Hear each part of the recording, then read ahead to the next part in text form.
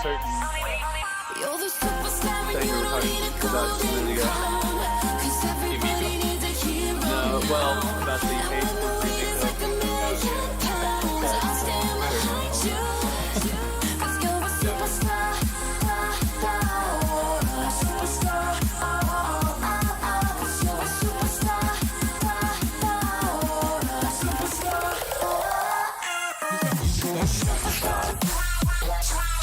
Not me.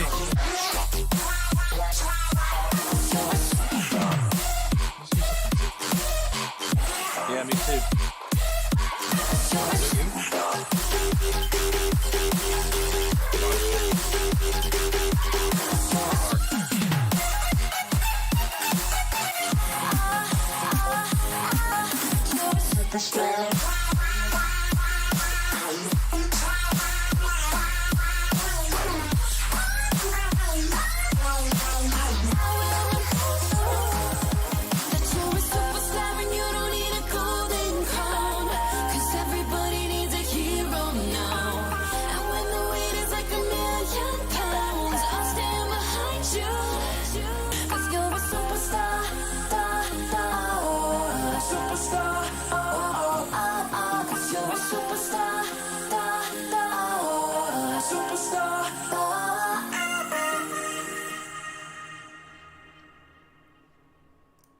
And we are live. What is up, ladies and gentlemen, man? Listen, this is a brand new episode of Pass the Controller. That's right. Listen, now we know we late, man. We just finished playing listen, I had a save. I couldn't get the save point, man. I was trying to get there. You know what I mean? Listen, it's all my fault. I was trying to find a save point. I'm sorry. Listen, it's all me. If you gotta blame somebody, it's all me. Blame the game too, man. It's not enough save points, man. My name is Mark Knuckles Carter.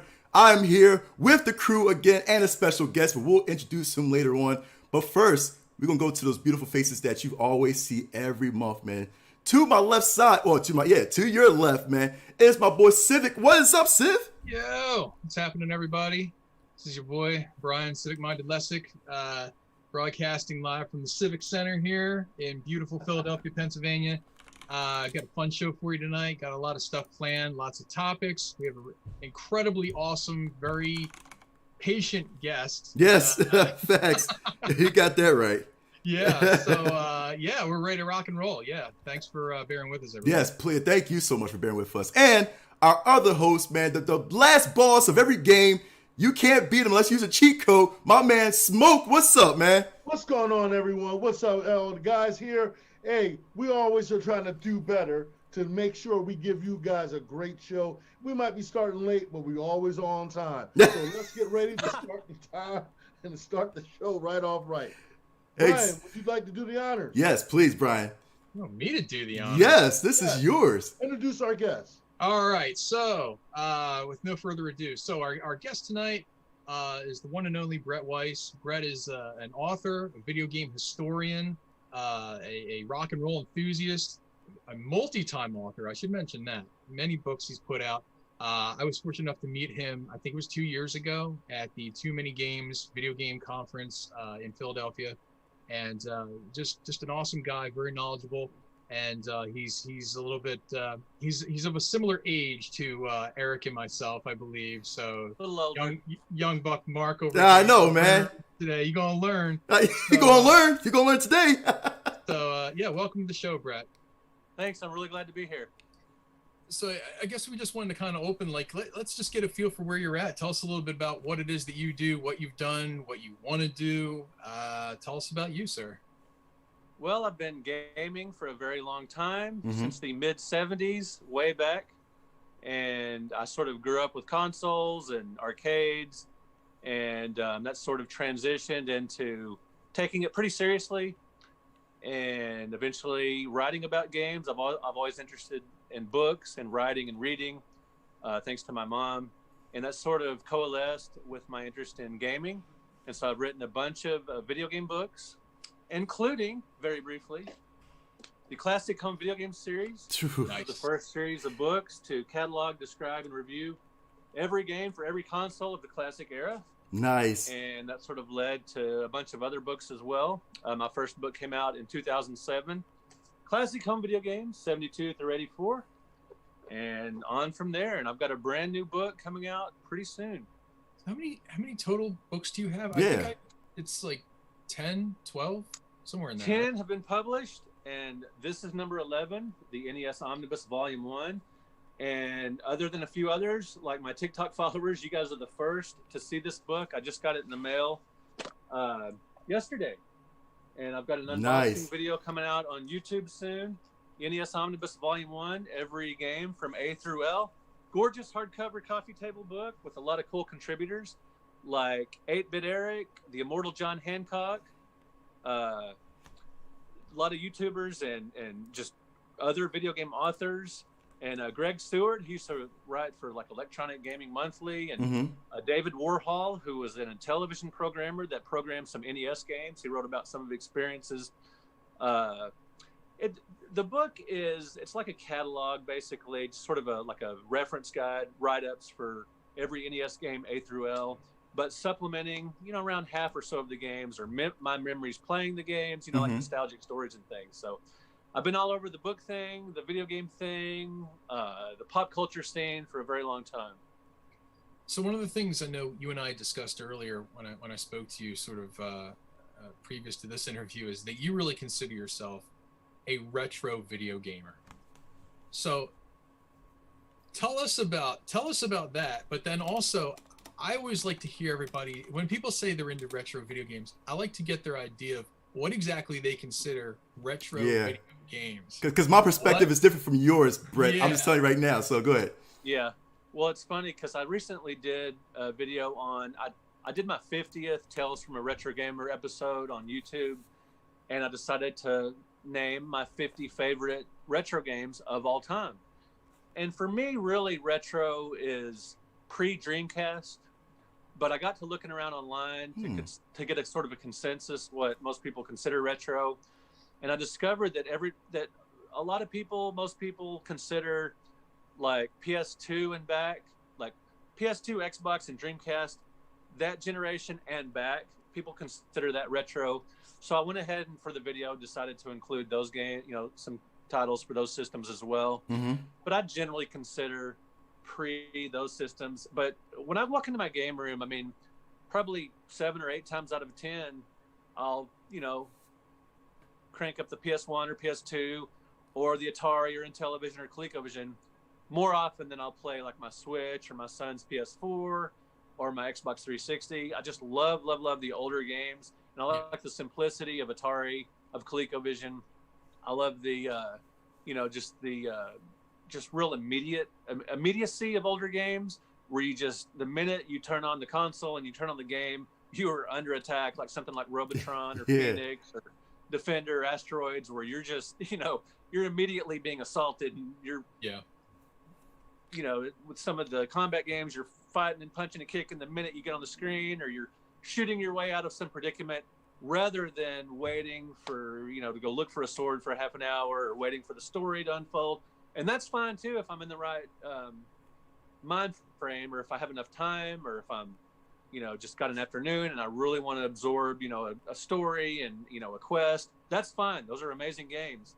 But 8, 9 times out of 10, I just really want to sit down and, kick some butt on the game, just really, I just love the old, because my job is writing, my day job, writing for different outlets, magazines, newspapers, and whatnot. There's a lot of thinking involved and a lot of, that thing. So a lot of times when I play a game, I just want to crack open a beer, blow off some steam, and, shoot some invaders or munch some dots or climb some ladders, So when I consider retro gaming, I'm really old school. There's still about 30 or 40 Atari 2600 games that I still think hold up really well, that I still like to play. Really? I still play the Intellivision. ColecoVision is my favorite all-time retro console. PS2 is my favorite modern-ish system. So okay. That's just for that in a nutshell. Nice. It's so funny. I want to jump in real quick, Sid, because it's so funny when you say that the retro age, I guess you said it started as pre-Dreamcast? Yeah, I would consider that. Pre-Dreamcast. So I'm thinking like, okay, that's a good point. I like that because, again, it's everybody's perspective, and I know I'm the youngest. I'm the young buck here. You know what I mean? And I kind of agree with you too, Brett. I kind of agree with you. I think that definitely before the Dreamcast, and before that would be considered retro.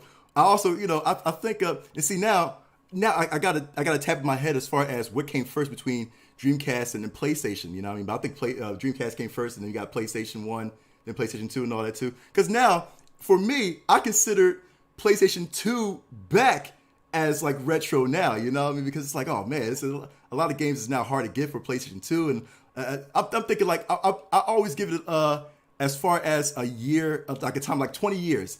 If it's 20 years, I would consider it retro for myself, because the PS2 is 20 years old. Yeah. And the PS1 is 25 or so years, 25, 26 years old. Yep. And so that's a long time ago. But the Dreamcast, I mean, you said, if you consider the online capabilities when it was, a thing, when the Dreamcast was new and everything, and when you play a game like Crazy Taxi or Soul Calibur, those don't seem too retro. Those seem like modern, slick, polished, 3D. They seem modern. Mm-hmm. Yeah. And if you play like, you play the Master System, that's retro. Yeah. So Dreamcast seems very modern to me. Yeah. Still. Yeah. And I think to your point earlier, also with regard to, when you can pick up an older game, especially games for like the 2600, you can plug them in and they're still fun. They're still valid. Yeah. It doesn't really even, some games and some concepts are just ageless.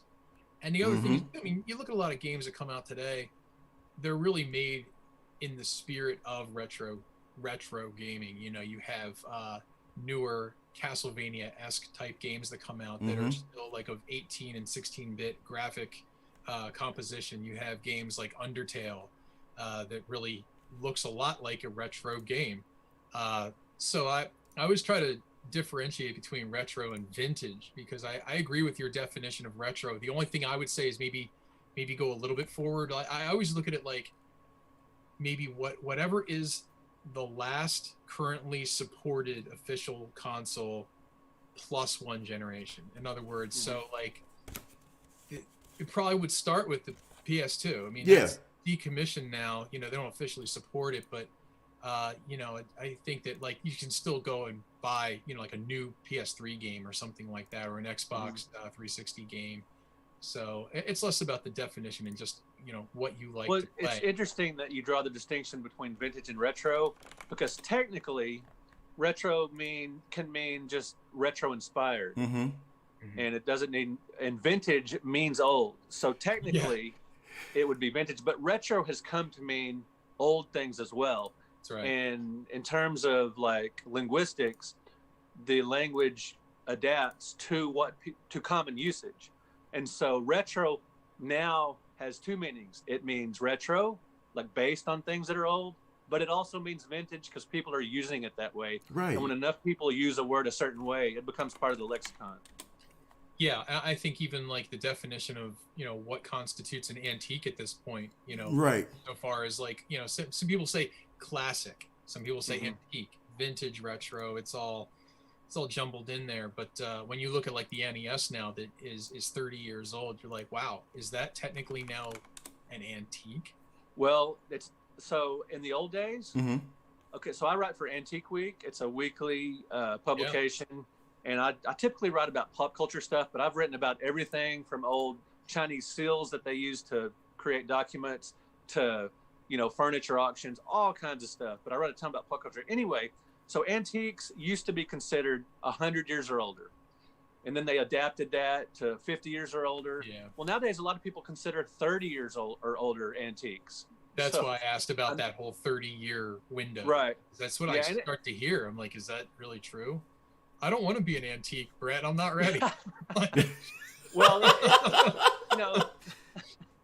language and just these sort of rules that we just sort of manufacture. It's, some people I'm sure still consider that it has to be 100 years or older to be an antique. Yeah. But, you just go with it, whatever. And I did a Pokemon article for Antique Week because it is an antiques and collectibles publication. So anyway, so yeah, just retro, vintage, antique. It's loosely a term, and you can kind of use those words.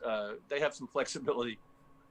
So I would say probably amongst this group of 4 people here, I know that Smoke, he's probably been around maybe as long. So he was gaming before I was gaming, and I know he had some classic systems like the Vectrex. I know you had one. Yep. I'll let you guys talk about the Vectrex if you can. Give me something on that. Well, the Go for it, Smoke. Go ahead. I'm sorry. Go ahead, bro. No, go for it. No. Go ahead. You're our guest. I'm trying to take notes, man. So one of y'all go ahead. Well, my memory of the Vectrex is just my personal memory. Is seeing the stacks of them at KB Toys unsold and selling for about $20 because it was a short-lived system, which is unfortunate because it's a great, brilliant system with the beautiful vector graphics, and there could be excellent ports of some of the Cinematronics Vectrex games. I mean, vector graphics games, just the sleek line-drawn graphics, and they were depicted in gray or sort of a gray look, but they had color overlays, really sharp-looking games, and there's still a thriving homebrew community, but it just didn't take off back in the day. And even though it was a fantastic system, and you could play it, and back then when a lot of people only had one TV in their house, you could play it separately. You could bring it in the living room or your bedroom or the kitchen or anywhere because it had a built-in screen. And I remember stacks of these selling, and for whatever reason, I don't remember why I didn't have one then, but a short time later, I had an old VCR that barely worked, and I traded a VCR for a Vectrex at a pawn shop. And so I had my Vectrex that way used, and I loved it. I just had great games, and it's just a ton of fun. And Mindstorm, the game that comes with it, that's kind of an asteroids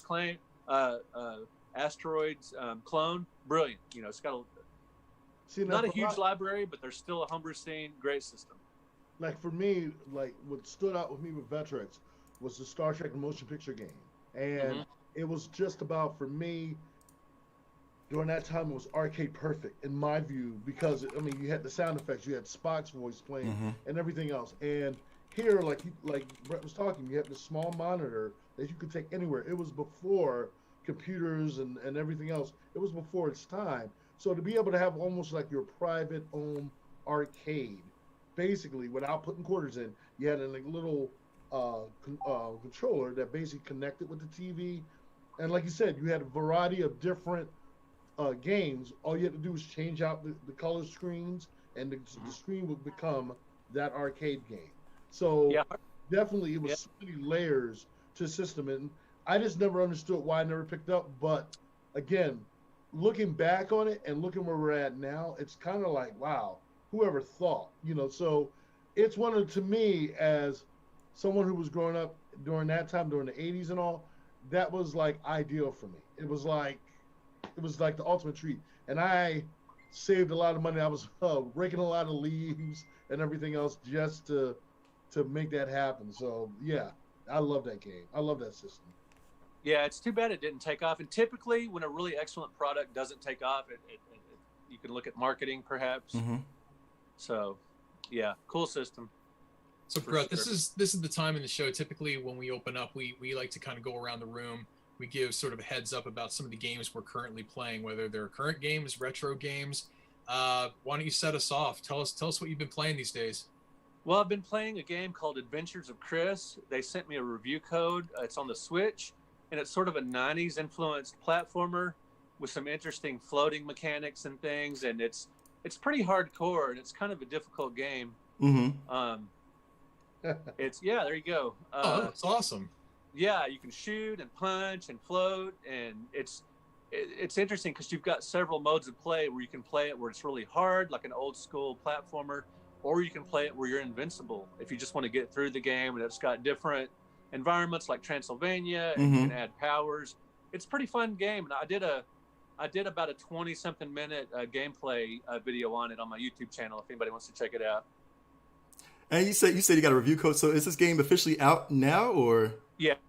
Okay. You know what? I'm about to check this out. I believe it's just a digital release. So then, as your review, I don't know if you already gave a review, but if you can give like a rating, like from maybe they say 5 stars, what would you give it right now? Probably 3.5. 3.5. Oh, that's good. Side. That's good. Okay. Yeah, because I really enjoyed it.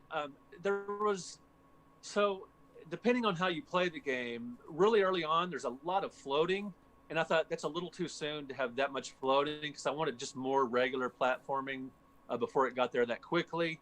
but it is fun, and it is there. There are some cheap hits, so that takes away from it a little bit.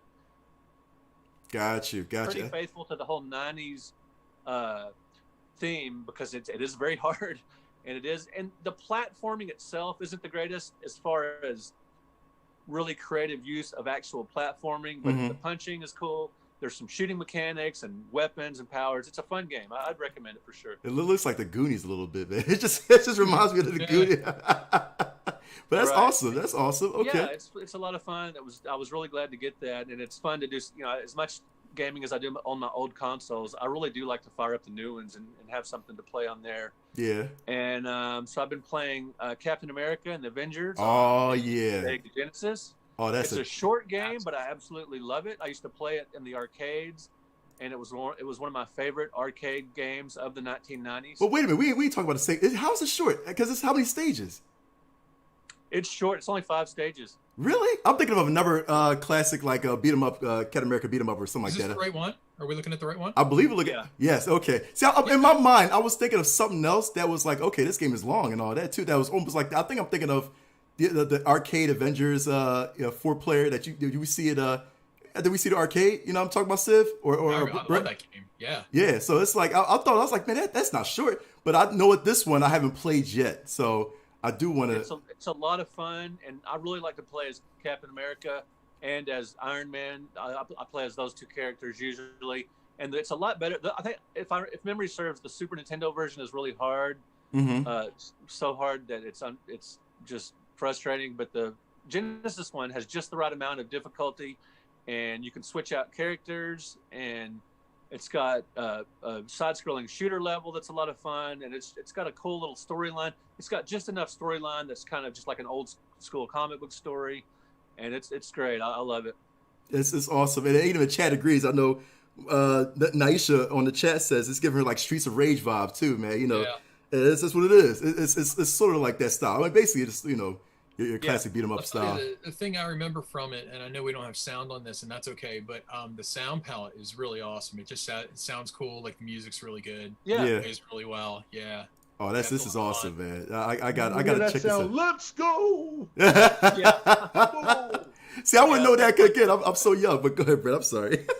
No, that's great. It's got some cool voice effects, cool sound. It's just fun. When you just want to play a game that's fun and you don't want to have to think about it too much or invest a lot of time, it's just a fun game to play through. The other night I played through it as Iron Man, and as soon as I was done, I played through it at least as far as I could get. I didn't quite beat it, but then I played through it as Iron Man. It was so much fun. I wanted to play it again as another character. Okay, so you didn't beat it yet, right? It's tough. Back in the day, when I was a little better at games. But you can't catch yourself out now. Yeah, I got pretty far. I used to beat Contra on the NES with no cheat code. Okay, ooh. I didn't know about the cheat code. Ooh. I had no idea because. How'd you not know about the cheat code? Not in 1988, I didn't. Wait, they didn't put out the cheat code at that time, or? Well, it came out in Nintendo Power later when that magazine was published. Yeah. And I imagine some people knew about it in 1988, but I sure didn't. And I played that game over and over and over and over. And it says more about how much I played it than my skills, because I played it so much that I'm just, you can flip and jump and turn, and I played it so much that it's almost like a platform shooter. There's almost bullet hell at times. There's so much going on at the screen that, but anyway, but yeah, so what did we start talking about Contra? Yeah, right. Yeah. No, I'm about to jump in with you too. Every good video game conversation comes back to Contra. Contra, exactly. Yeah. and trust me, Brett, real quick, Brett, because I now understand that I'm not good at games anymore. No, because used to be great. Yeah, because I'm like Brett. You said a secret word because you're talking to a guy that specifically speedruns Contra games. You know what I mean? So that's the only game that I love to speedrun. That I love to kind of kind of break the rules and all that too. And it's a lot of fun too, man. So, but you doing the Contra without 30, the cheat code, without the Konami code, man. That's pretty good, man. I'm glad I didn't know about the code because I would have used it and not had to grind and just play it over and over and over and over again. And I would get so pissed off late in the game when I would have to start it completely over. But at the same time, I loved every minute of it. Yeah, that's awesome, man. Yeah. Oh, man. See, that's appreciation, dude. You can't do that with a lot of games nowadays, but that's Right. appreciation of a classic game, just like Contra. You know what I mean? So Right. for sure. What else? Any other games you have going on? Well, how about I mention one more? Yeah. Space Invaders for the Nintendo 64. Ooh. I was just the other night. I was watching some of the debates, or one of the debates. Won't get into politics, but I was just listening. I don't like to sit there and watch debates, but I like to listen to them just to kind of hear what they're saying, what's going on. So I decided to play kind of a mindless game while I was watching or listening, and so I broke out Space Invaders on the Nintendo 64, and it's actually a pretty fun version of the original Space Invaders. It's not. It's not. It doesn't require the precision shooting and movement that the original Space Invaders does. Right. It's more of a brute force shooter with power-ups and everything. But in its own way, it's pretty fun, and it's got some cool power-ups, and it's got some bosses, which is, different for Space Invaders, and it's just fun, and you don't typically think of Space Invaders in conjunction with Nintendo 64. So I kind of like that dichotomy of a game for a system that you don't necessarily think of, and I thought that's kind of cool, playing a retro inspired. This is truly retro, Mhm. in more ways than one. 'Cause now it's vintage and retro. so yeah, I had some fun playing that for several hours. I watched it during, and I played some Defender 2 as well while I was listening to one of the debates, because I just wanted, I don't want to just sit there and stare at people debating. So it's fun to just, play some games that you don't have to think about, that are just a lot of fun to play. Mhm. And I'll do that with podcasts too. Sometimes I'll turn down the sound on an old game and just listen to a podcast and, kill two birds with one stone and have a great time doing it. This is pretty. I never thought that Space Invaders, was for the It's a fun N64. game. Yeah. It's a fun game. I had this too. It was a blast. Literally blast. Compare it to the classic, though. Is it there's a hold Like itself, I said, or it's more brute force. It's more about power-ups. It's more about just clearing complete rows with power-ups, and it's less about the timing of your shots and the timing of your movement. So it's not a finesse game like the original Space Invaders, but it is good for just some shooting action, simple shooting action. It's still fun. Right, got you. It's things I might have to see a lot of stuff that I wish that I knew about, especially because I had this N64 myself. But I kind of passed this game. Probably looking at like where we had EB Games back then, or Funko Land or whatever. And I'm just like, I played Space Invaders back then in arcade, so it's not like anything different. I think it's a port. I'm thinking it was just a port. You know what I mean? Like, okay, right. Well, I think the original is hidden somewhere in there, like I think there is the original hidden. And on a similar line, Robotron 64 is another fun one. I love Robotron. Based on the old game. Yes. Yeah, Robotron is a great game, and Robotron 64 sort of puts it in a 3D world, and it's a lot of fun. Oh, that is awesome, man. Yeah.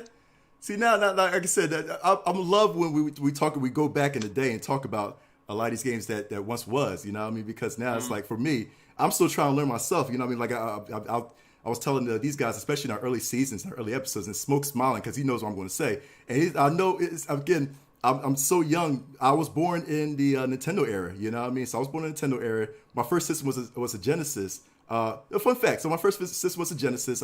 First game was Sonic the Hedgehog, you know what I mean? Great place to start. Yeah, but I always love to revisit the classics. Like when people talk about ColecoVision, when people talk about Atari, and I'm like, man, I wish, and I'm glad, that Brian gave me the source to actually get back into these old style games. I'm not going to explain on here, but at least I could be able to do my research and kind of like, I know, Brian, do my research and kind of like experience what I never had a chance to, you know what I mean, as a kid, because I wasn't born that era, you know what I mean, like you guys were, so I mean, this is like I said, to appreciate these certain styles of games and just the simplicity, man, is for me, one, I'm blessed, man, you know what I mean, to get this chance, you know what I mean, and second, it's amazing, it's a lot of fun. I think I play a lot of retro games more than I do modern now these days, you know what I mean, to tell you the truth. So I mean, I don't know.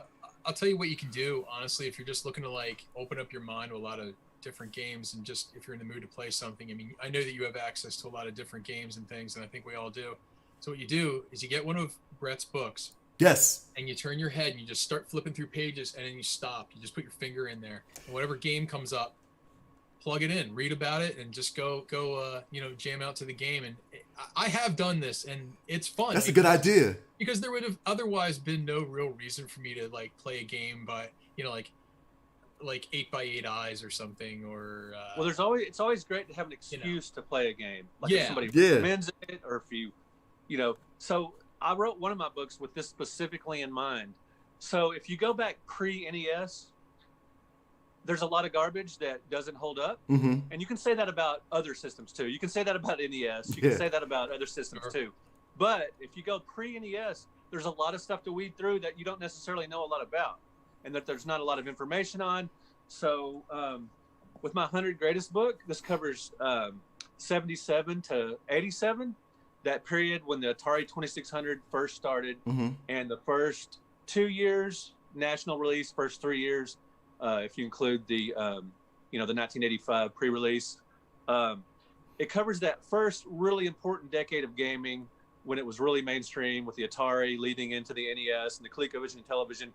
This covers 100 games that still hold up. Right. My primary criterion for those games weren't historically important, weren't cutting edge or revolutionary, or that started something. That played a minor role, but mainly games that were still fun to play. Games like Space Invaders for the 2600, Zaxxon for the ColecoVision, Miss Pac-Man, stuff like that is still fun to play. Plus some dark horses that maybe you've never heard of, like the 2 Casey Munchkin games for the Odyssey. Yeah. Two of my favorite games of all time. Really? Pac-Man clones that are brilliant. You got Mindstorm for the Vectrex in there. Things like that. Did you have that one, Eric? Asked all the time.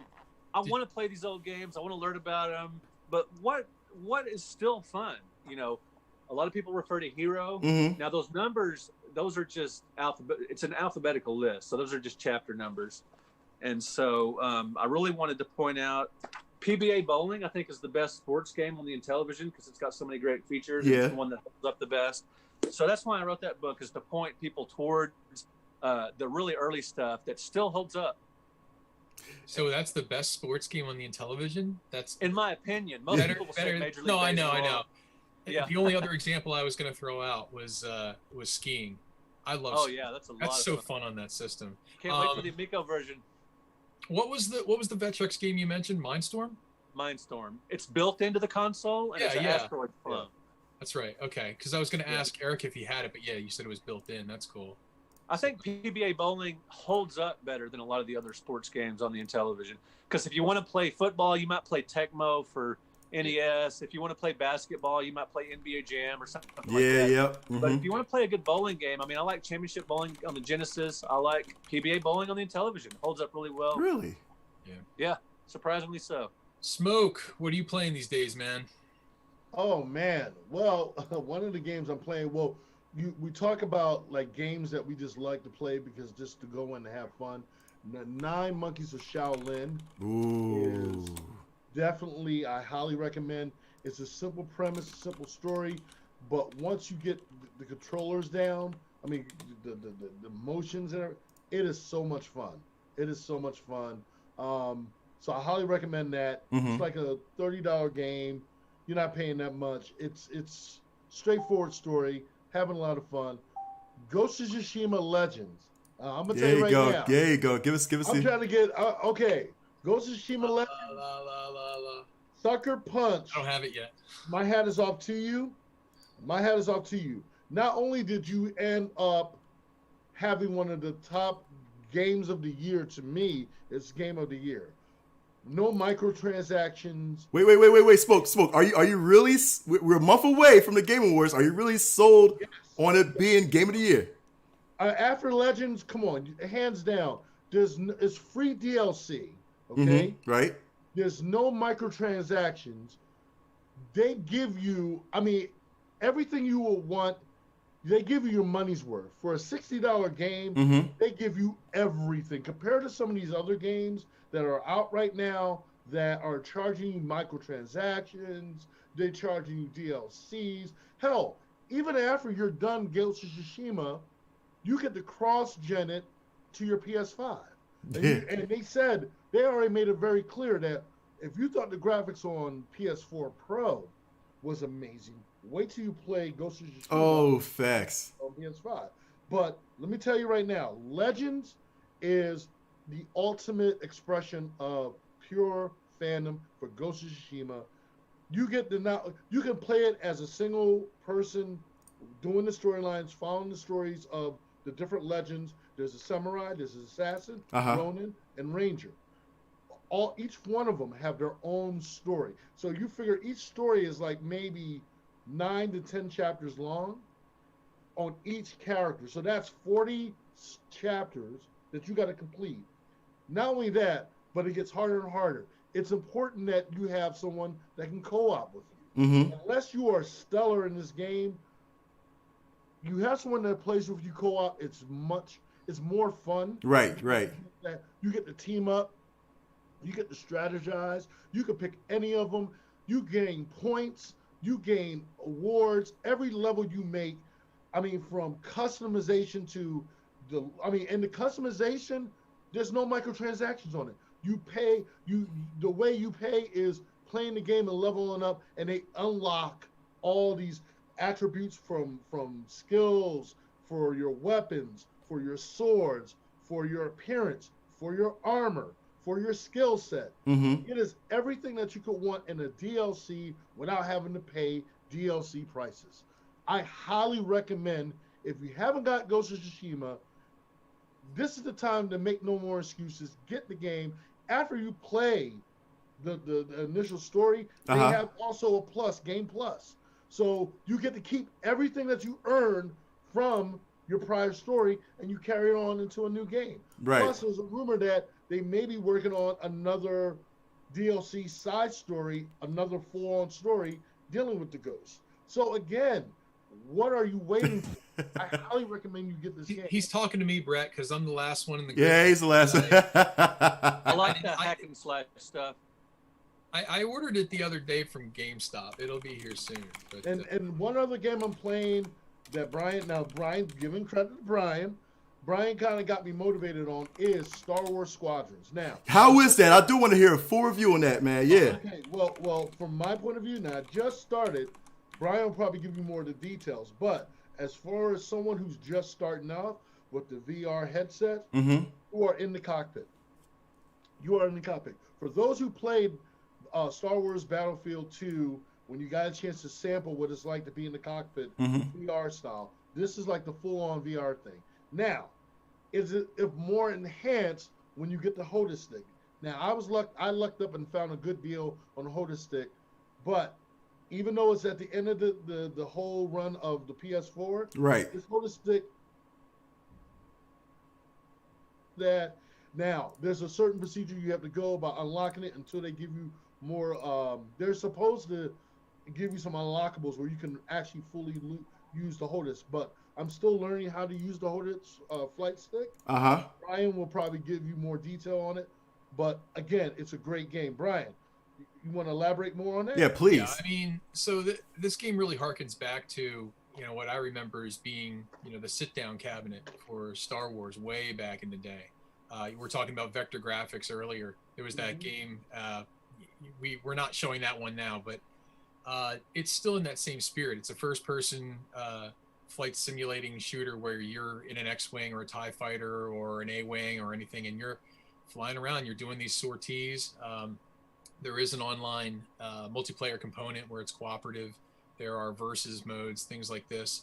But the whole game is gorgeous. It's funny because a good Star Wars game always kind of like, especially the ones that are like vehicle-based, flight vehicle-based, they sort of follow the same rules. And it always feels like semi-familiar because, I mean, there were the TIE Fighter and X-Wing games on PC. There were multiple arcade games where you could play them that they had the same kind of thing. You're sitting in the cockpit, you're fighting. There was Rogue Squadron for the N64, which was awesome. So this is just like the next generation of that sort of thematic game where it's taking you into that vehicle. You're flying around, you're doing all the cool stuff. The stick that Smoke is referring to is made by Thrustmaster, and basically it's a two-handed throttle and yoke with a yaw and roll pitch. Really? Stick. You want to show it to us? Do you have it with you there, Smoke? No, it's upstairs. Oh, it's on his other. Okay, yeah. Yeah, I have mine too, but I'm gonna Yeah, but anyway, it's really super awesome. You put the headset on. It's not, you can play with or without VR, by the way. It's not strictly a VR. I was just going to ask that question. Like, is it a must to don't- have VR on this, man? Like, No, it just, the only difference with VR is when you roll your head like this, you can see, around the cockpit and, outside your environment. It gives you a better image. But, I mean, it's just amazing. And, I know Brett was saying before about like how, some games just, they have a formula that's just, it's a timeless thing. And this is that. It's the same thing. This is the same game we've been playing for, better part of like 30, 35 years now, but cool. It just looks a lot newer. Yeah, it's beautiful. It's beautiful, man. It's real fun. Relatively inexpensive. I mean, it's a $40 game, I think. Man, right? perfect. Yeah, so it's not like it's not like you have to, mortgage your house, pay $70 for a new game, which I know is a thing now, but yeah, no, it's a lot of fun. Very, very fun game. That's I like this, man. Because that's what I was worried about. I was like, oh man, you got to invest in a PSVR to play this game strictly. I mean, to get or not really. Let me kind of redact that, to kind of get the best experience. I mean, you got to play on PSVR. I mean, so it's all, it's all subjective rather. I mean, right. Like it's plays great. I mean, sometimes you don't want to go through the hassle of like hauling out all your VR stuff either. You just want to like plug and play.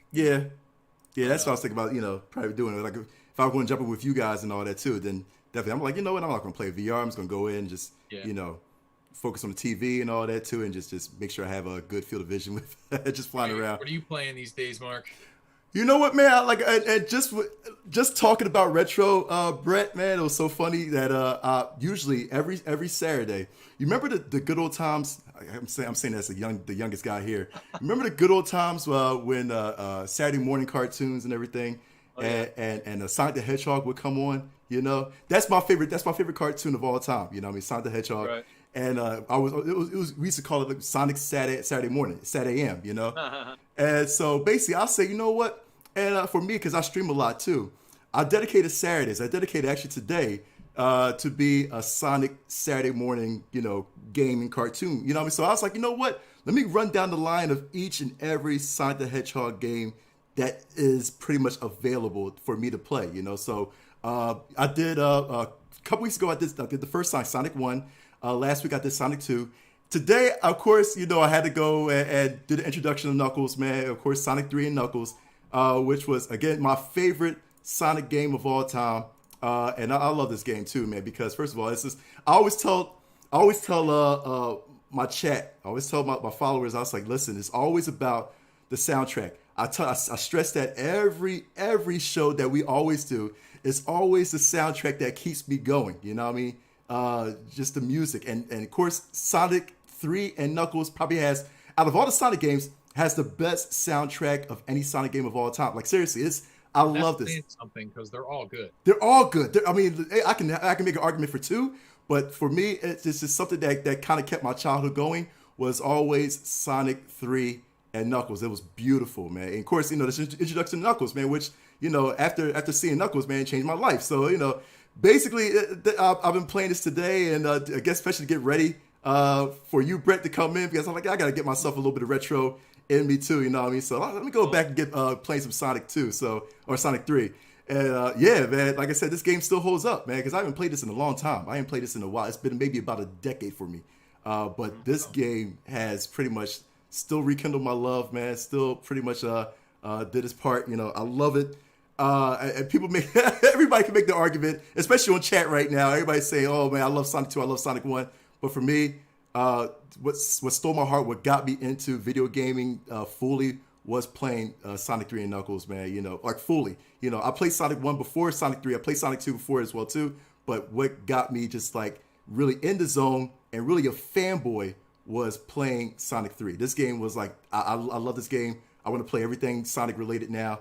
Let's get into this, you know what I mean? So yeah, this is pretty much what I've been playing. I want to focus on a good retro game. This was it, So yeah, this was my bread and butter game here, man. This was the game that got me to where I am today, So Awesome. Yeah, so yeah, I love this game, man. So yeah, that's pretty much my game that I've been playing, man. And Civic, man, you been playing anything else, man, besides besides Star Wars, or what's up? Yeah, I mean, I've been playing that, but also, you guys are gonna kill me for saying this, but I always play horror games in. Oh yeah, it's October. I'm big into horror games, so I've been playing a little bit of everything. I've been playing Welcome to Hanwell. I played Little Nightmares, a couple other games, but the one I finally got around to playing, and this is why I say people are gonna be mad because they're gonna be like, "Why'd you wait so long?" But my queue was so backed up, I just didn't get around to it. But, Yeah. Finally got around to playing Resident Evil 7 on the Man. PS4. Oh, you're so late to the game. I know, but this is when I play horror games. It's October, so I wanted to like drag that out. And the other reason why I waited is because I saw so many spoilers when the game dropped that I wanted to forget a lot of that stuff before I actually dove in and started playing it for myself. I feel you. The game plays a lot like Outlast, which is cool because I love Outlast. I would say Outlast is scarier. Yes. Because you're unarmed in that game. But Resident Evil 7's super high quality, and now that game came out I think in 2017. Mm-hmm. Yep. And it's amazing. It looks gorgeous. It's a Capcom game, so what are you gonna do? I think probably everything's been said about this game already, but just the atmosphere and everything, it's really, really cool. I'm definitely stuck at a part right now, and it's making me mad. But yeah, it's cool. Hey, stop showing us. I'm not to the. All right, my bad. We're gonna stop it. all right. So anyway, I'm playing Resident Evil, so that's fun. Yeah, highly recommended. And there's you were talking about DLC earlier with regard to Ghost of Tsushima. There's a lot of add-ons for Resident Evil 7 also.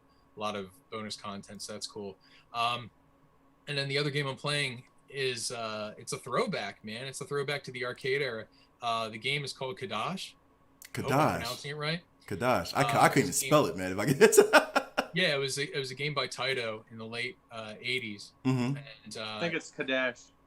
Kadash. Oh yeah, okay. Okay. Yeah.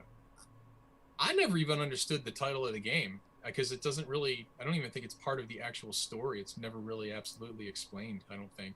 But I'm playing that again. It's almost like an early Metroidvania style game where with like RPG elements built into it, and it's really cool. So you can pick any one of 4 characters. It's almost reminiscent in a sense of Gauntlet in that regard because each character you pick has a different attribute. So there's like a mage, there's a fighter, cleric, ninja, and you go to town. But the difference being is that it's side scrolling. Mm-hmm. But and I take it you didn't pull any. We don't have any. I'll try to spell it, and it's going to go to some questionable, so I'm not going to put it on the street. Oh yeah, don't do that. I was like, wait a minute, is this the right spelling? I was like, I don't know. Oh man, I'm about to go to Brett's book encyclopedia real quick to see the proper spelling of Kadash or Kadash. Well, I mean, if we can't pull an image, it's no big deal. But what I always thought was really cool about this particular game is when you play it in the arcade, because it's based on sort of like it has like RPG elements. When you would put a quarter in, it would give you a certain amount of time to play, not number of like deaths. So you could die a couple times and you would still be okay to play. But like I don't know, I think it was maybe like increments of I want to say maybe like 6 minutes or so, and you'd play and you were good to go. And then later it was ported to a couple different consoles, but the console port that I love is the one on the TurboGrafx 16. It just looks and sounds awesome. Let me ask you this: Sid. Was it also ported to the Sega Genesis? Right? It was ported. I believe so. Yeah. Okay. Yeah, I'm pretty certain of that. Yeah, it was really cool. But like visually, it just looked so good on the TurboGrafx 16. I think arguably it looked better than the arcade version. Yeah. So it's like what we got here is the actual the Mega Drive, port, and. What's the difference as far as you said it looked prettier on the TurboGrafx 16, right? The TurboGrafx 16, I think generally has some brighter color usage. I think it's I don't know the exact specs how they weigh up together, but I mean, like the Genesis to me, its strong suit was always its sound palette, its sound card. It always sounded really good. Image wise, I always thought the images looked a little drab. On games like this, it kind of like they went for like almost kind of like a realistic looking feel, maybe something more like Castlevania. But on the TurboGrafx 16, it's brighter. I mean, there's a roundness to like the, like there's those bricks and everything in these images and background tiles and things. Like on the TurboGrafx 16, it almost had like a little bit of like a 3D pop to it. Like you could see that texture a little bit better. I don't know. I'm nitpicking, but yeah, super. I cool got game. you. Yeah, But, that's understandable. Yeah, so now that I know how to pronounce it, that's good. Yeah, it's a lot of fun. It's a really cool game. That's awesome. That's all I got right now. Yeah, I mean, I know I was playing Pangea Fantasy Golf. Oh my God. I'm this close to finally beating it. That's a PSP game. So if y'all want to see gameplay of that golf that Civic is talking about, look at our last episode of Pass Controller, man, and it's just hilarious too. It's like a whole lot of what in the world is going on here, you know. So I mean, I want to throw something back to Brett because he uttered a phrase earlier that really stuck with me, and I have to ask you to expand upon this because you talked about games that are historically important or historically significant. Mm-hmm. What do you think makes a game historically important? No, I think historical importance, I think, was your phrase. What do you define that as? One that started a new genre, something like Super Mario Kart, that started a whole new genre of games, the type of low-to-the-floor kart-based game. Something like Utopia for the Intellivision, the first real-time strategy game, you know, turn-based strategy game, I should say, and or that type of genre. Something like Superman for the 2600, you know, story-based with different screens and that kind of thing. Adventure for the 2600 that brought, you know, sort of RPG concepts to the console platform. A lot of people, that was their first experience with those types of games. Something like very obviously, you know, like Space Invaders, you know, the first what they used to call slide and shoot game, where you go back and forth and shoot straight upward. A million games that started genres and that changed the industry, like Super Mario Brothers, like Super Mario 64. I mean, holy cow, Super Mario 64 there are so many games that are built around Super Mario 64 and that type of gameplay. Something like Pitfall for the 2600. It wasn't truly a scrolling platformer, but it sort of helped start that type of game where you progress and you jump, you swing on vines and you jump over things. Smurf, Rescuing Gargamel's Castle for the ColecoVision. Similar type of game where you're walking along and you jump over things, you jump over enemies. You know, that stuff predates Super Mario Brothers, so those are very historically important. And then you go back further, obviously you've got Pong and things like that. Yep. And Breakout sort of expanded on the Pong theme. Yep. And it includes Space Invaders because you've got a row of things at the top That's you're trying right. to eliminate. So, and that predated Space Invaders by 2 years. Games like that just started, that changed the industry, that changed other game design. Suddenly other programmers are looking at these games and saying, hey, I want to make something like that, but just different enough to not get a copyright strike.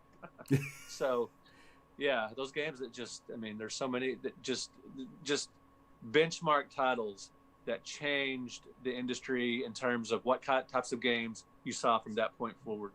I'm surprised you didn't mention Tetris. Oh yeah, well that goes without saying. Yeah, that's almost like when I think, because initially when you said that, I thought to myself, wow, I mean, that game, there was nothing like it before. Nothing at all, not even close. So many things afterwards, even when you look at games now like Candy Crush and these games and everything, and you know, you had Clax and you had Dr. Mario and all these games. I mean, Columns, Puyo Puyo. I mean, what would you say? Okay, I mean, I know it's always hard when you ask anybody in this industry that has been around a while and has, you know, a diverse background and appreciation for a lot of games. Whenever you ask them to say, like, what is the most blank game you ever played, or what do you consider the best, or but so far as games that have like a degree of historical significance, what game or what maybe like top 3 games do you think are the ones that say, wow, this is so significant, like the industry just would not be where it is without X, Y, and Z or whatever? Right. Well, you have to put Pong there. And 1972 arcade release. It really was the first commercially successful coin-op game. And yes, it borrowed gameplay from Ralph Baer's creations with the, you know, the Magnavox Odyssey that Nolan Bushnell saw being displayed at a particular event. But Pong took that, you know, that type of gameplay and just really made it successful. Space Invaders was a biggie for several reasons. Number one, it created a craze, you know, the arcade craze. It really pushed that forward. And in 1980, when it was ported to the 2600, it brought console gaming into the mainstream. It was really the first killer app for the 2600. When it came out in 1980, it was the first officially licensed home port. Mm-hmm. Before that, there were ports for the 2600, but they were unlicensed, and they were not like something like Dodgem for the 2600 was really head on by Sega. Something like Outlaw for the 2600 was really Gunfight, Midway's Gunfight.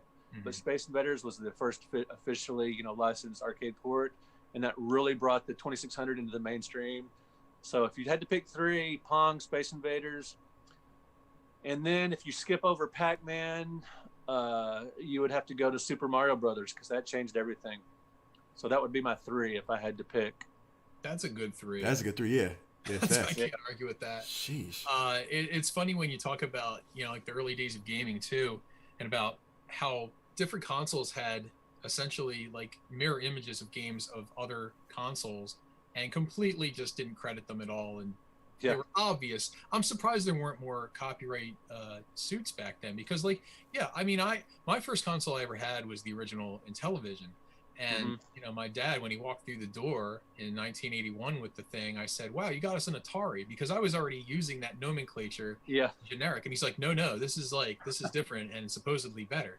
So when he would plug in one game and I would say, hey, neat, that's Space Invaders. He's like, no, this is Space Armada. Right. But it was so funny because they were just so obvious, like copy and paste and just, look off your neighbor's homework. It was crazy, but I don't know. Why do you think that is? Like, what, when you look back and some of the games that it was just such blatant ripoffs. Like, why didn't nobody pursue anything back then? Was it just like okay to just steal ideas? Well, there were a number of lawsuits, like Atari going after Magnavox for KC Munchkin, and they forced that off the market because they deemed it too similar to Pac-Man. And it's not even a Pac-Man clone. It's obviously very inspired by Pac-Man, but there are definitely closer, games that are more resemble Pac-Man than that one does. But so Magnavox came out with Casey's Crazy Chase, and they put a centipede in there instead of, the type of ghost type creatures or, creature enemies, individual creatures like Pac-Man had. They put a centipede with multi-segments that you would chomp instead of that. So there were lawsuits. There just weren't as many as you might find today if somebody just blatantly ripped off a game. Maybe just because the industry wasn't as big, or it just didn't seem worth going after some of these companies. But there were some lawsuits for sure. There just weren't as many. Nice. Yeah, that's just interesting, man. It's I'm just thinking of see, I'm at a loss of thought too, man. I mean, it's going back to just as far as like and I want to dude, here's the thing for Brett, I want to go back and as far as your titles is concerned and all that too, like as far as all the books that you've published and everything too, real quick, because again, I'm getting a lot of comments from people that said they want to get into your publications and everything too. We're going to definitely put that link out there for you guys soon enough. But I'm just reading a lot of just your biography, and I know you've done a lot of you're a columnist for a lot of newspaper articles and all that too. Real quick, I just want to know what got you into this in the first place. As far as being an editor or being a publisher, what got you into this in the first place? So in 1997, my brother-in-law sent me an email with about the All Game Guide. Mm-hmm. And that was an online database. And this was pretty early in the internet, the days of the internet. A lot of people had the internet by 96 or 97. It was starting to get pretty mainstream, but it was still pretty early. And he sent me a link to this All Game Guide was looking for writers. And they said, make money writing about ColecoVision, Commodore 64, and Atari and all this. And I'm like, are you serious? Mm-hmm. And this was 97 when retro gaming was considered junk. When old video games were still pretty much considered junk by most people, and it wasn't mainstream hardly at all. And I submitted some writing samples because at this point I did have aspirations to be a writer, and I had written some short stories for different small press magazines, and so I did have, I was writing quite a bit, just mm-hmm. not that much nonfiction. And so I started writing for the All Game Guide, and I wrote a ton of they called them descriptions and then reviews. So Right. you got paid X amount to do the synopsis of the game, and then you would get paid for the review. And they were sending me games. They started sending me N64 games, PlayStation games, and then on and on. I did that for several years, and I eventually became an editor for the All Game Guide. Mm-hmm. And some other people got their start there, like John Jackson Miller, who writes best-selling Star Wars and Star Trek novels. He started with the All Game Guide, writing about in television. And so that I wrote probably over 1,000 synopses of games for them and a bunch of reviews as well. And that really, really polished my writing style and my skill and made me a better writer. And after that, I started writing for the Comics Buyer's Guide, which it's gone now, but it was the world's longest running publication about comic books. I was on the review crew, and I started writing a little later on. I started writing for the Fort Worth Star Telegram. I would do their video game previews, like for spring, summer, and fall, and their holiday gift guides. And so I was writing about all the new systems and the forthcoming games were coming out. That was a lot of fun because I could really keep my foot on the modern current scene. But that petered out a couple of years ago when they started, just running stories off the AP Wire, stories from other papers to save money. So anyway, I did that for over a decade. I'm still writing for Antique Week. I've done that for well over a decade. But yeah, it dates back to the All Game Guide in 1997. As a matter of fact, on my channel, I did a whole video about how I started writing about video games, and that was very crucial to get, just to become a good writer, because so many people that, they may be experts on games and they have a lot of good information, and maybe they're not the best writer in the world. And I wasn't a good writer when I started, and I like to think I became a pretty decent one, but it was through a ton of grinding of writing for the All Game Guide. Just the only way to get really better at writing is just by doing it. And so I attribute it to that. Unfortunately, the All Game Guide shut down a few years ago, but they still have the All Music Guide. So if you just called it, I think it's allmusic.com. They still do record reviews and stuff. So, right. It's still going on. And so if you ever, occasionally you might run across like an eBay description that has a synopsis of a game, that very well could be my writing, because the All Game Guide, for like Blockbuster back in the day and eBay and a bunch of other sources, they would sell the write-ups we did for the All Game Guide to these websites. Wow. And so that was one way the All Game Guide made money. So sometimes if you see sort of a professionally written write-up as an eBay description, it might be mine. So how drastic is it though when, I guess there's got to be a degree of hesitation maybe, or even just ambivalence with making that big leap into doing something like publishing your own book? Because to me, I mean, you and I are both writers. I actually am a writer in my regular job also. Probably not as good, but I don't know about that. But yeah, but I mean, eventually you made that conscious decision to say, hey, I want to publish books based on this. And I mean, everyone that I actually have them all. I own every one you have, to my knowledge. Thank you. Thank you. But I mean, you sort of like hit it out of the park your first time up to bat, and I'm just wondering, like, how scary was that? Can you take me through the process of when you decided to? Well, I was working at Walden Books at the local mall, and that's no longer a thing, Walden Books, sadly. But I was working there as a receiving clerk, and I had little kids at home, and I was working kind of oddball hours, just trying to shuffle between where my wife could watch the kids and I could, and my mom watched them a couple of days a week. And got this All Game Guide gig, and it had endless possibilities. They had money, and they had so much of a database to fill up. Hundreds and thousands of games for the VIC-20, the Jaguar, just every console, everything. So there was just tons and tons of work for me to do. And so I started writing for them, and I told my wife, I said, look, let me do this. I'm going to do this for 2 months.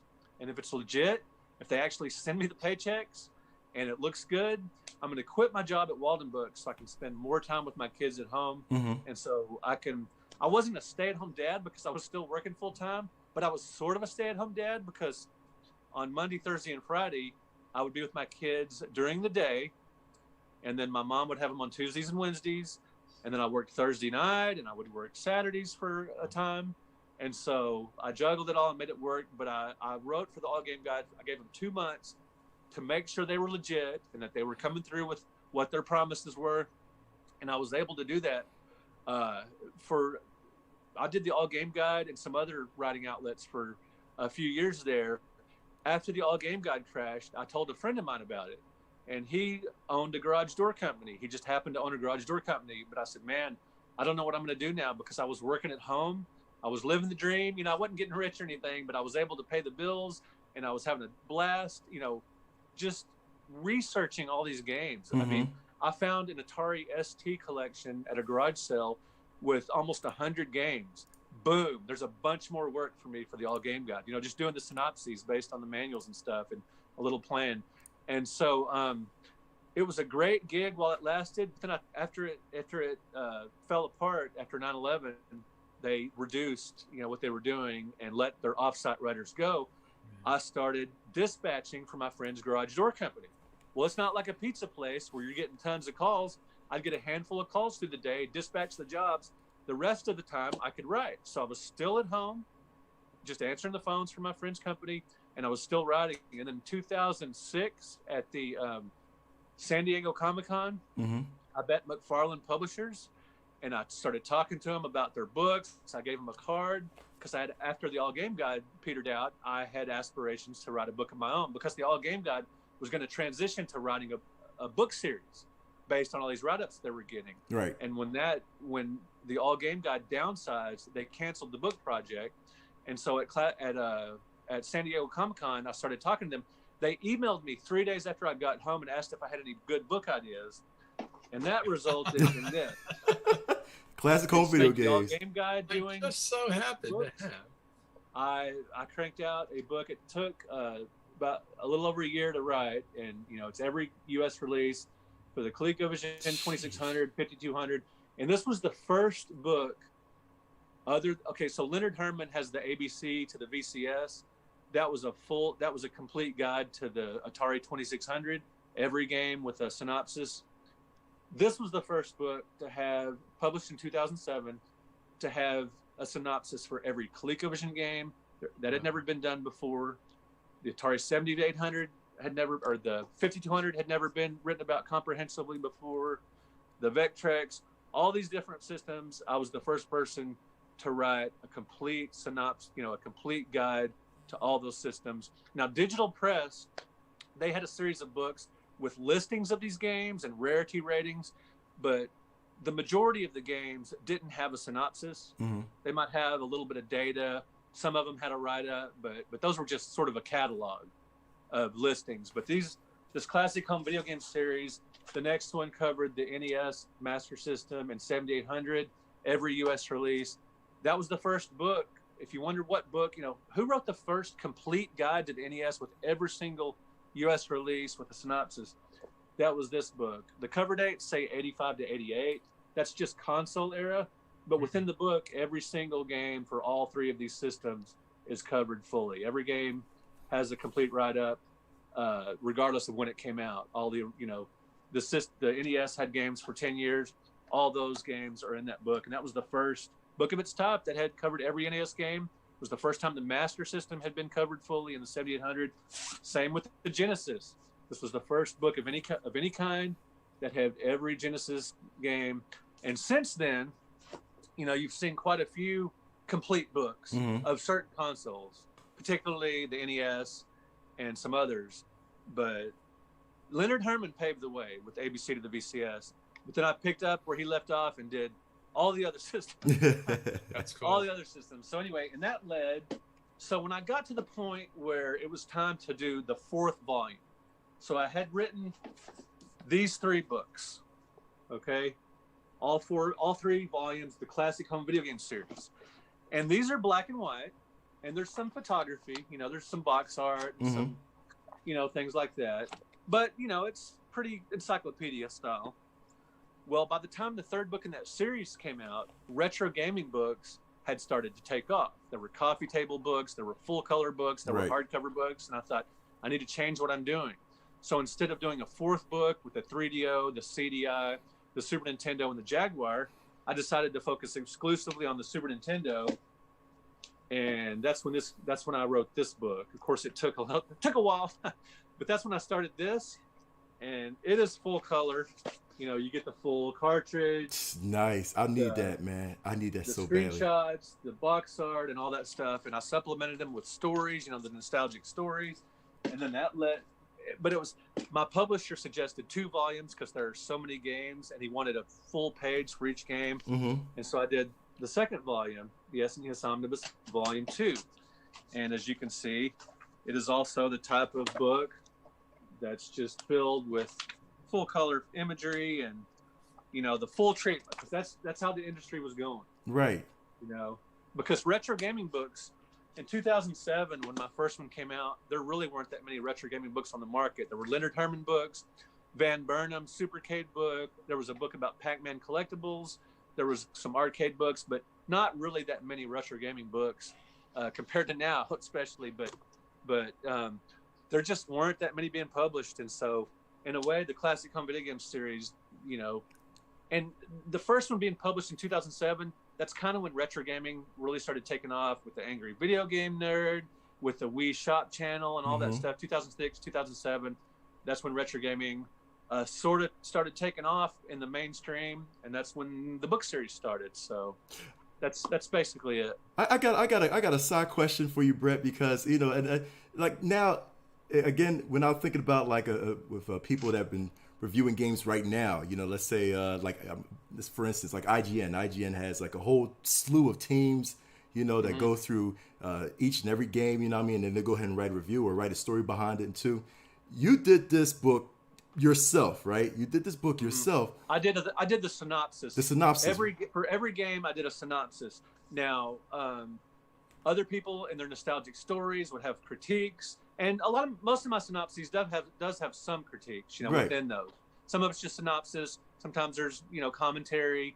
It just varies. And I had to stop. I'm not going to do a PlayStation 1 one. There's too many games, and I just don't have the time. And the games got bigger, right? And there's just way too much to go into. I could do just a catalog where you have maybe a line or two about each game, what genre it is and stuff. But I really don't want to shortchange. I really don't want to do that. Right. That's what I like about your books. And I'm gonna call out the omnibus here. Well, omnibuy, actually. Now you have multiple. What's the plural of omnibus? Omnibuy. Thank you. Good. What I like about those books, and I've been fortunate enough and honored to have the opportunity to contribute just a little bit to those. Yeah, because it's been really fun. Stories. Yeah, and I like one of the earliest times. I know you had asked for some input from a group of gamers, and I think at first I had sent you what I thought was the right thing. I was like, here's the review of this game, and you're like, no, not looking for a review. I want your experience.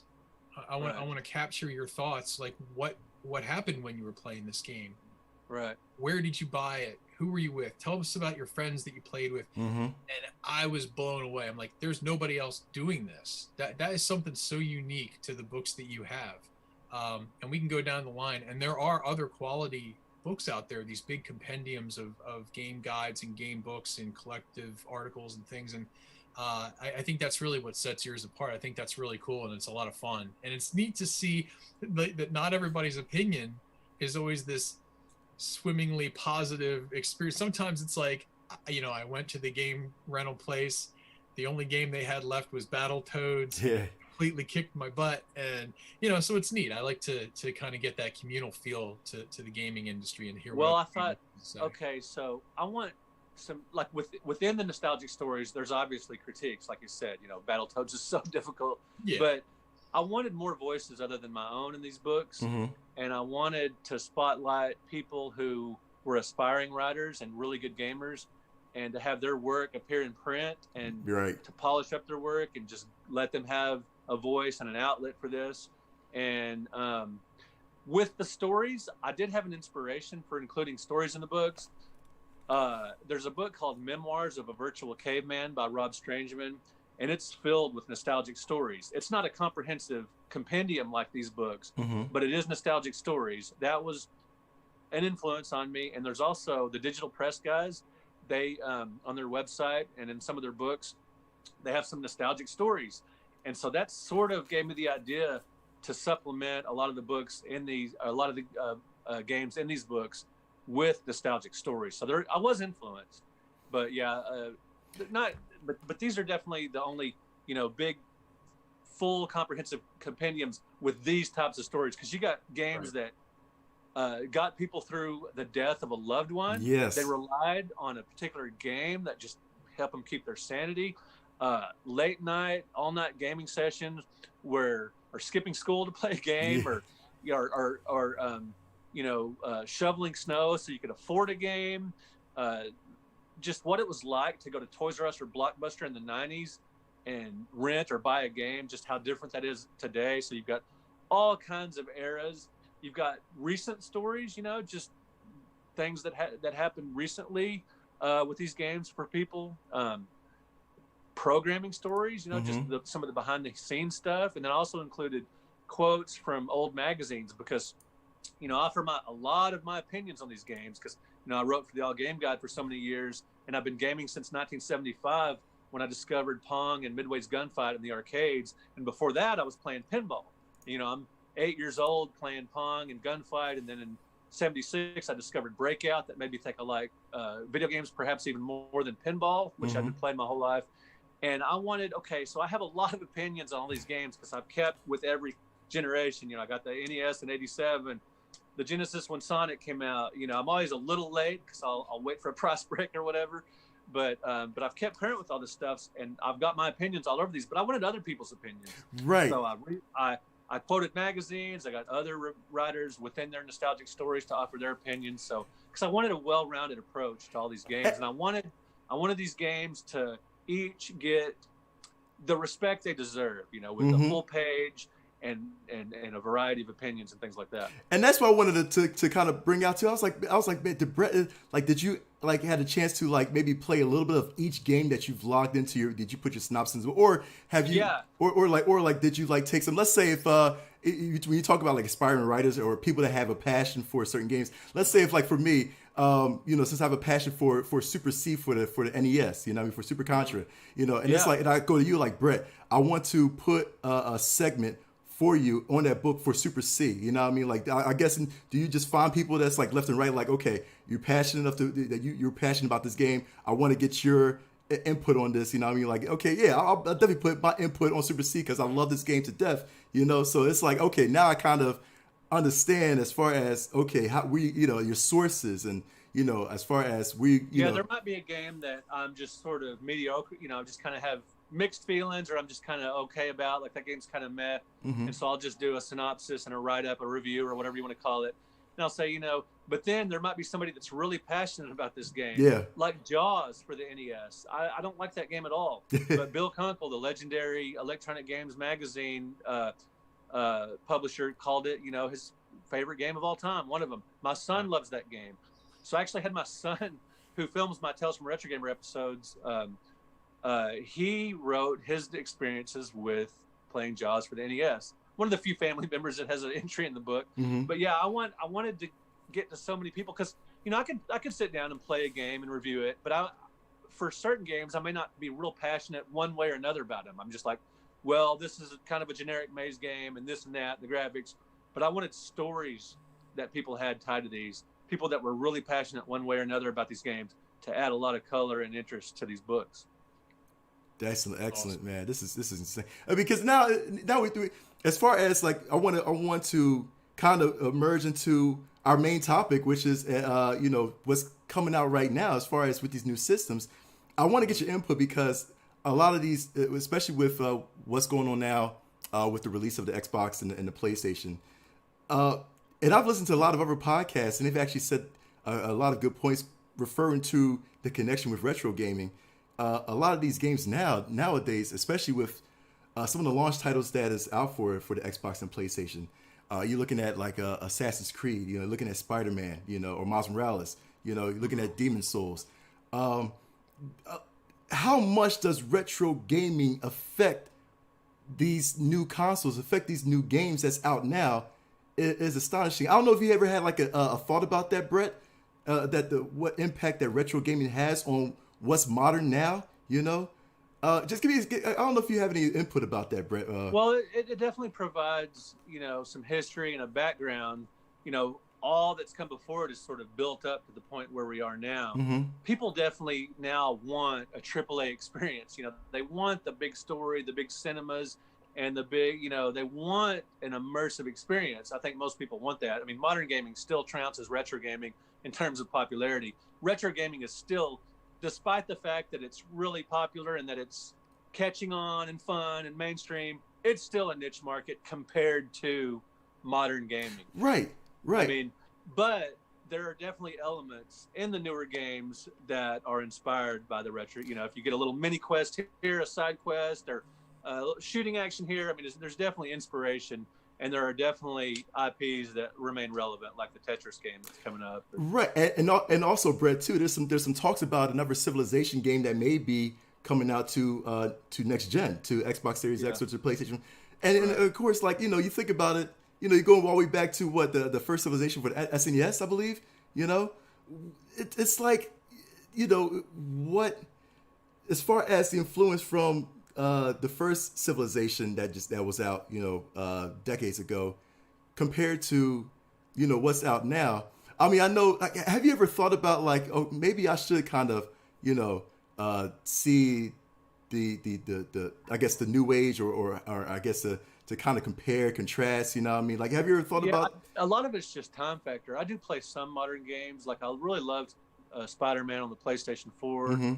and I've been playing some Switch and some other games, and I still play my Wii U and Xbox 360. I love those 3D third-person hack and slash games and stuff like God of War and Maximo and the modern versions of Ninja Gaiden, Ninja Gaiden 2. Mm-hmm. A lot of that stuff is pretty intuitive, and you can pretty much pick up and play them. So I still like to keep my foot in the door with the modern stuff. It's just a lot of it's just time. You know, I would love to be able to play more new games. A lot of it's just time. That's understandable. I do a lot of other stuff too. Music, and I'm really into. I walk dogs for WAG, the dog walking service, and I do all the married. And I've got college age kids, or one college age kid in college and one teaching now, and I just have a lot. My mom is getting up there, and I spend a lot of time with her and do things with her, take her grocery shopping and whatnot. So there's a lot of other things I do, and so, and just with writing these books, I really have to really spend a lot of time researching those games. So I get kind of behind with the modern stuff, but I do try to keep, I'll listen to podcasts and watch some gameplay footage and play new games when I can. It's just a matter of time more than anything. Yeah, I feel it's funny. It's funny too, because you mentioned about time constraints and sometimes everybody wanting these big, AAA games, and that's definitely a valid point. I also think, though, in contrast, it's funny because right now we're seeing a resurgence in games that are representative of much simpler principles, where it's almost the complete opposite. Like right now, two of the most popular games on the market, you have Fall Guys, which is just, you're just running through. Yeah, Mm-hmm. I mean, it's fun, and it doesn't occupy a lot of time. Learning curve is really shallow. You can just get. Would you put that? What was that Switch game? Duck something or Goose? Goose game, Untitled Goose Game. Yep. Untitled Goose Game. Would you put that in that category? I would. Yeah, and I think that's a fantastic example. I mean, it's just something that, I mean, it transcends people, gamers of all ages. It's easy enough for anybody to pick up, and it is just genuinely fun.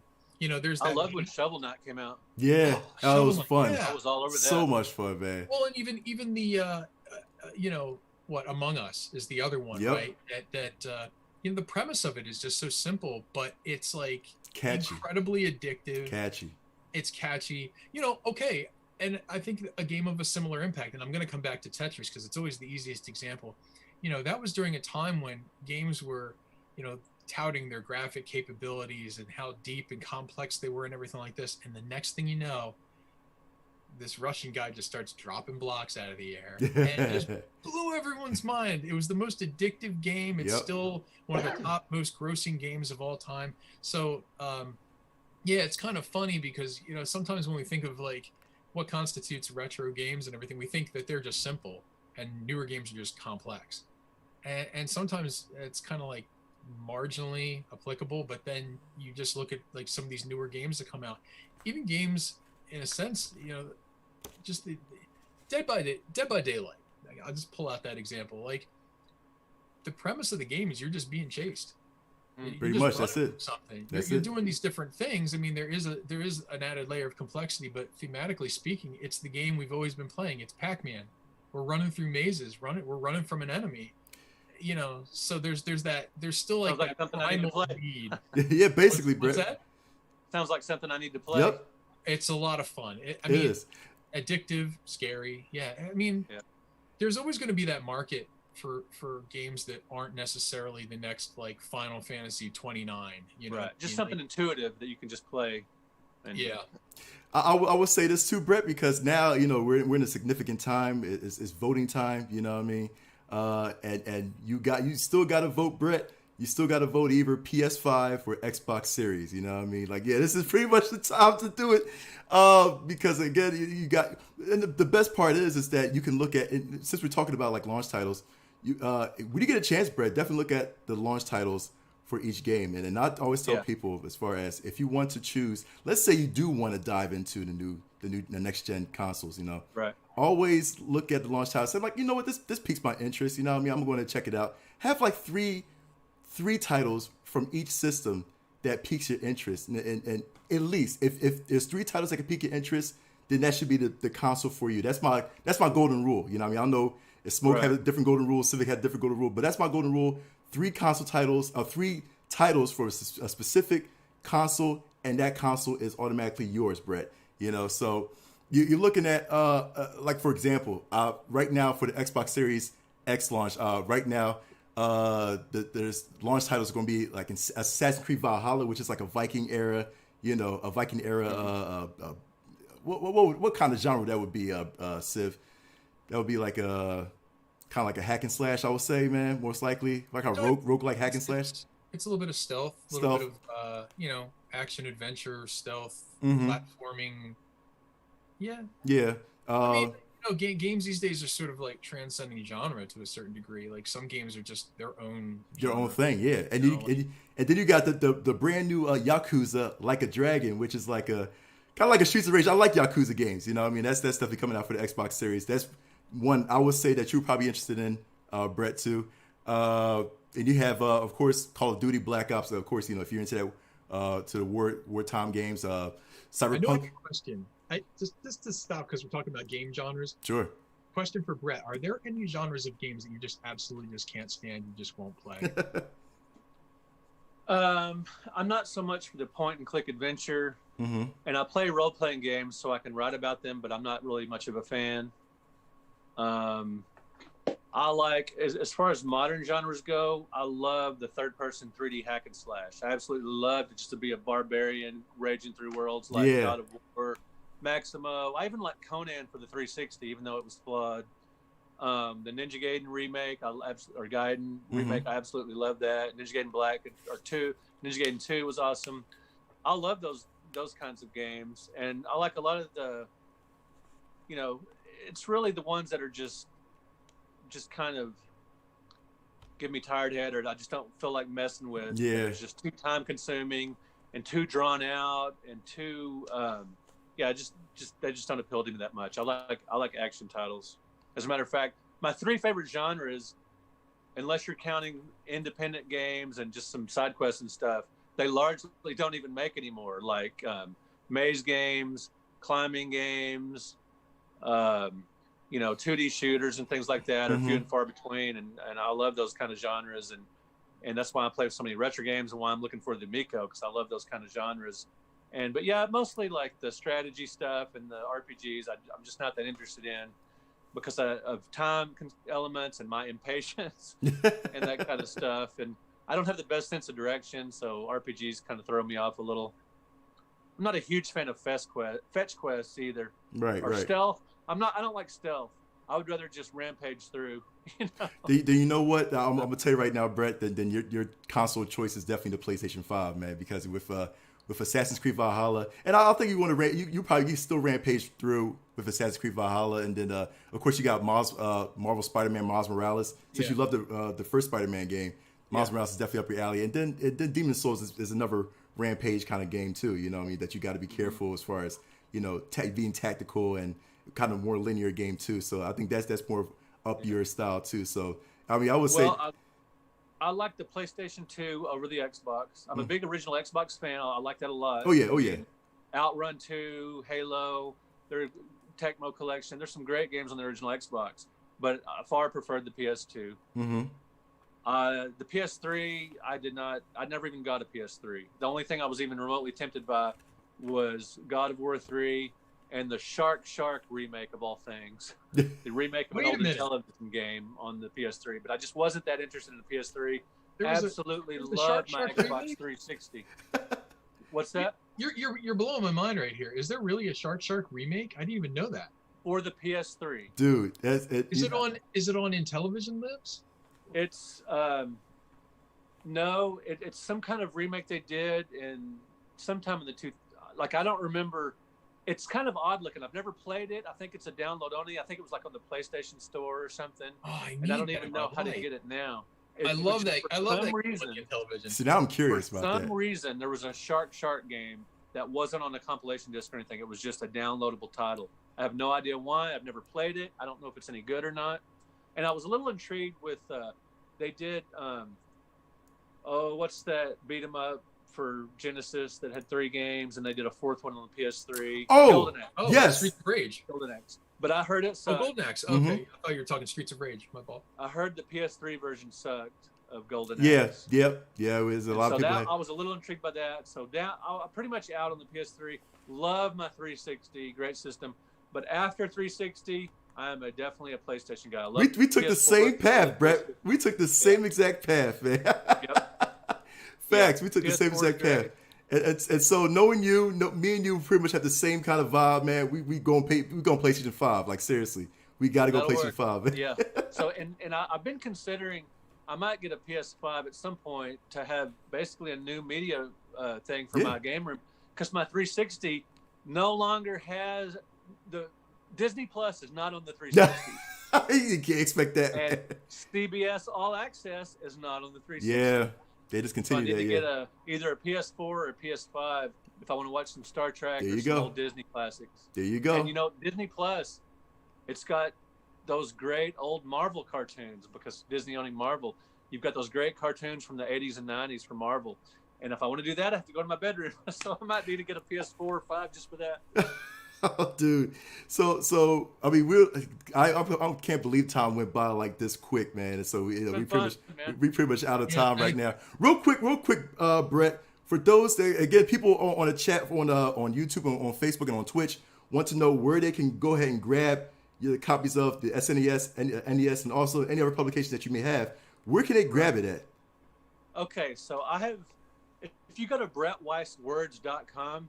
There are links to all my different things, like where you can buy the books direct from me, signed copies direct from me. Mm-hmm. There's a link to my YouTube channel, or if you can just go over to YouTube and put in Brett Weiss. And I've started doing YouTube seriously a year and a half ago, and I'm at 2,200 subscribers. Nice. Congrats. Thank you very much. I'm happy with that. Now, it's not like the old days where you can grow your channel faster because there's so many people doing gaming, but I bring a different slant because I talk about stories from the 70s, 80s, and 90s, just what it was like gaming then. So if you could give me a sub on YouTube, that would be incredible. Absolutely. And if you want to check out BrettWeissWords.com, you can check out my articles, links to my books, and all that kind of stuff. My best-selling book of all time is the 100 Greatest Console Video Games 77 through 87. Mm-hmm. Something about that just really resonates with people. And the book you can pre-order right now and get extras with your order. I will put something in the book, a magazine, signed trading card, one of my signed Twin-Bit Galaxies trading cards, the NES Omnibus Volume 1, A through L. If you go to BrettWeissWords.com, it's got a direct link to my Square site where you can order this, a signed copy direct from me. It'll be out in December. And if you order direct from me, I'll be happy to autograph it any way you want it and put some extras in the box as well. Absolutely, man. So BrettWeissWords.com, and they can just go also on your YouTube or Brett Weiss as well too to get some more information about that.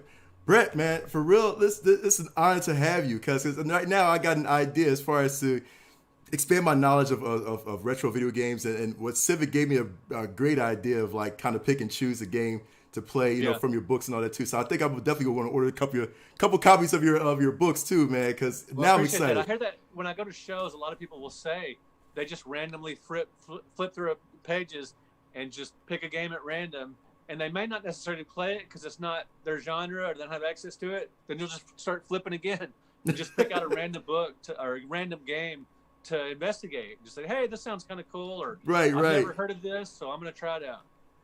You know what? And I think I'm gonna jump in the bandwagon here, man, and do the All right, same thing appreciate too, man. Seriously. So Thanks a Brett, lot. thank you again, man. Thanks for jumping on and for really for educating me, man, for educating all of us, man. Seriously, because this is awesome, man. As far as a young buck like me, I need the education. This is a blessing to have you here. You know, because Hey, I like hearing about the newer stuff from you guys, so it's been a lot of fun. absolutely, Thank you, absolutely. Then we'll definitely keep in touch as far as any progress on any retro games that I love, man. Especially when I continue on my journey, man. So for sure, Sounds great. definitely, man. But thank you, Brett, man.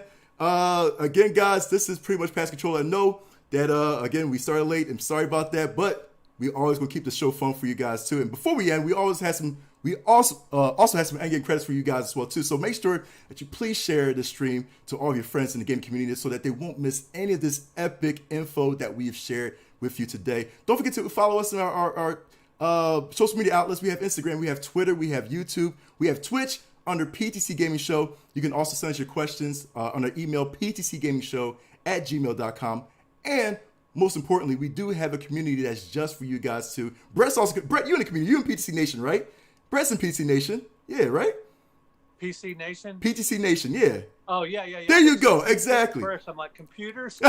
Oh, yeah, definitely. So you can meet up with Brett at PTC Nation. Listen, that community is just for you guys to share anything you want, anything game related. I mean, seriously, you can look, search on Facebook, PTC Nation, or you go on the Pass Controller website page on Facebook, scroll down, you'll see PTC Nation right there, that banner right there shining right in front of you. Remember, guys, PTC Nation, you can share your own gaming news, gaming memes, questions to us to answer our next show, polls, videos, share your Twitch channels, your YouTube channels, your Mixer channels, your Facebook gaming channels, post your Xbox gamer tags, PSN IDs, Nintendo friend codes, PC Steam names, retro games that you play like Brett's been doing, man, on our page. Do the same thing like Brett. Post anything you want. Remember, PTC Nation is all for you to connect with so that we can all pass the controller together. Brett, again, thank you so much for jumping in, man. Seriously, Thanks for this having me is on. It's awesome. been a lot of fun. It was great talking to you guys. Oh my God! So we got Thank you again. yeah, we got to have you back too, man. Like seriously, we would have like a annual retro day. We got to have you back, man. So Well, I'll be happy to be on anytime. yes, that's what I'm talking about. That's what I'm talking about. So again, chat with me, with my man Brett Weiss, man. Remember, make sure you check him out on YouTube. Check him out on BrettWeissWords.com. Pick up your books quickly because I'm gonna get mine too, man. So with Brett, with me, with Civic, with Smoke, again, my name is McNux, and as always, guys, get good. Love y'all.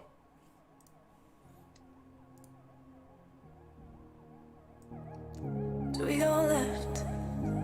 I see no signs. Do we go right? All right.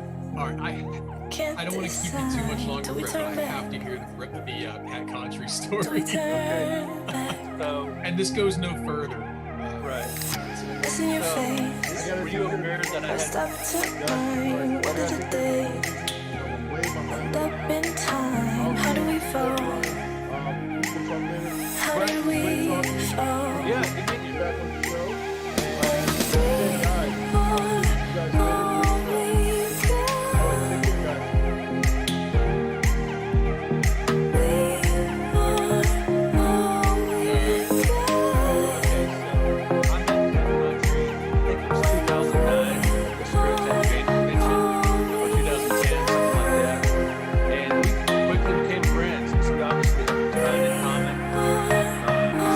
Sort of modern.